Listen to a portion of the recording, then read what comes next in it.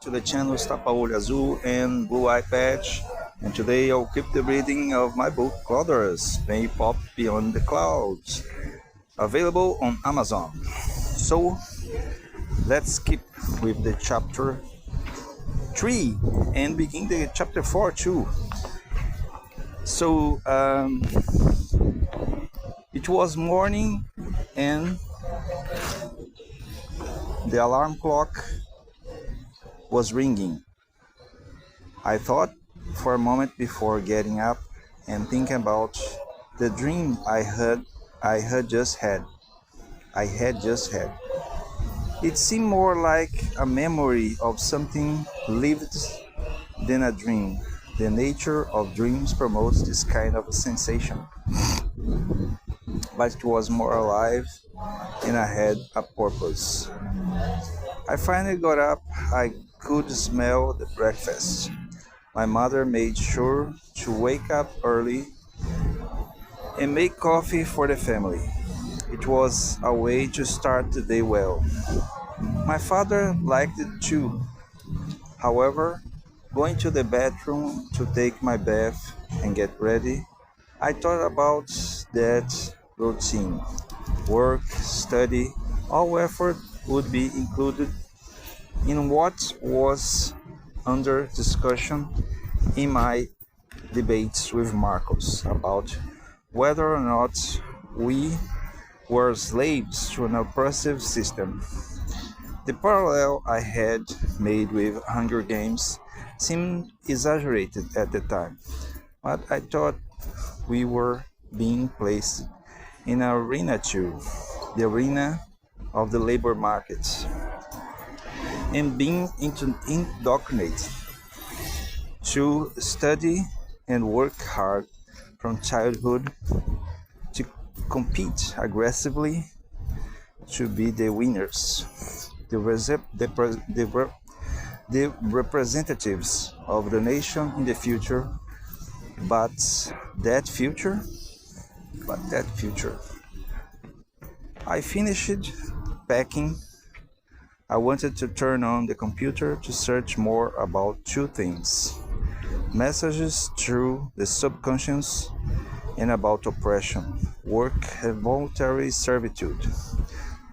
I'm sure there would be a lot on the second issue. For the first one, I imagined some science fiction of those very old-fashioned and unrealistic. But I did not have time in the morning to do that. I went down to have breakfast with my parents and went to school. I thought quickly of Marcos and remembered that he was the one who went against my text. Speaking of oppression, what if the message is true and Marcos is one of the people who would try to stop me from writing?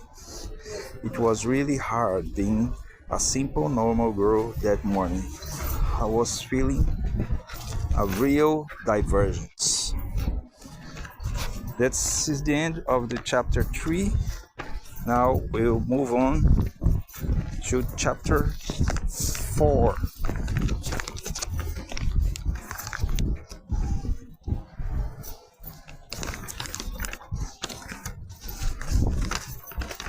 Chapter 4. 7 months, one more film, and all is well. Or is it? Note: much has happened in this space of time, but as my story converges at this point in my life, I have decided to continue to count from here, because I can go back and forth with more security. It was one of the things I've learned. I was at the movies again. My hand was in another hand, but it was no longer Marcos. This new person in my life has an essential role to play in what's to come. But in a moment I will speak of him. The film was The film was the debut of Divergent, the first in a series of films based on the books by the same name by Veronica Roth. Similar to what we had seen in Hunger Games, the central character was a woman, Tris, who in an oppressive environment becomes the expression of rebellion and contestation. In this case, in a depressing futuristic society, people are directed to different factions from an examination done through drug-induced mental simulations.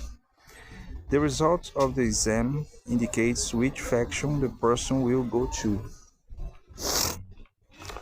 Tris does not fit into any of the factions, thus being divergent, which makes her a risk to the system, but evidently an expression of individuality, autonomy, and freedom.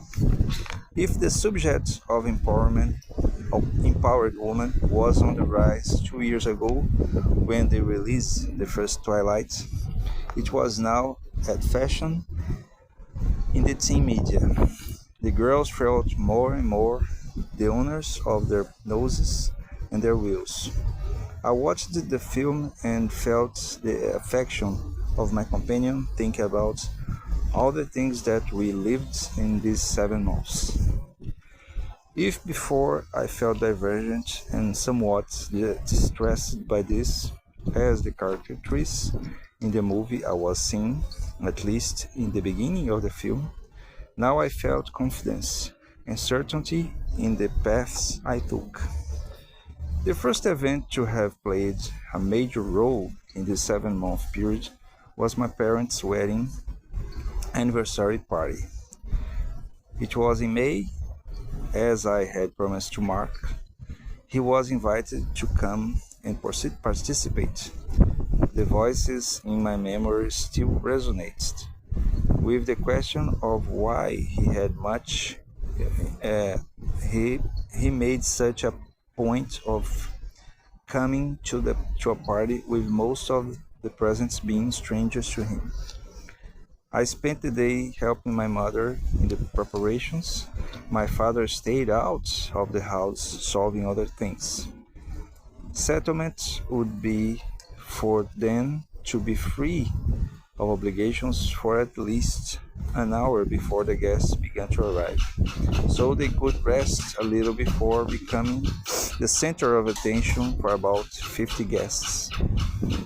I was happy for them, since maintaining a firm marriage for more than 15 years, those days was difficult.